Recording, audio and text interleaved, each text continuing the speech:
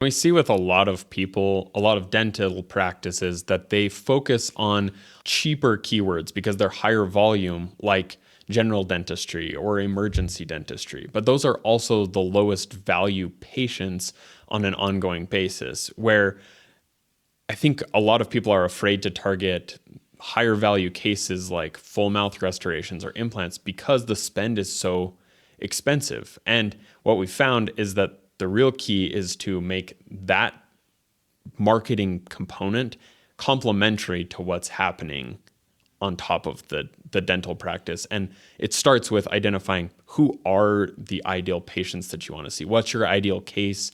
What's the kind of ideal patient flow through your practice? Yeah, and there's a nuance to it that a lot of people miss. That there's a concern that dentists and all small business owners face, that they just want to make sure they're getting more calls. And so a lot of that digital strategy, the promise is, hey, all you need to do is pay for ads and you'll get phone calls. And there's some level of truth to that.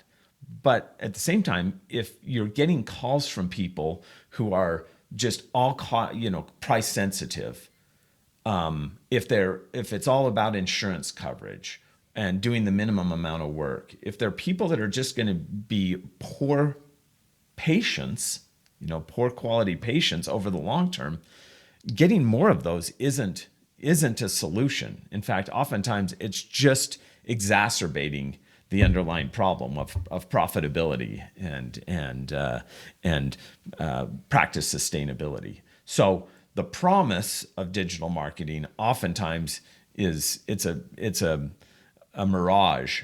It looks great from a distance, but when you get up and realize, oh, this is the kind of patients or the kind of calls that we're getting, the people that don't show up for their appointments, all of that, you've just created a bigger problem. You haven't solved it. And so that's what some of that identification of, who are we? What is our kind of core value? What is the essence of our practice, and who matches up with that?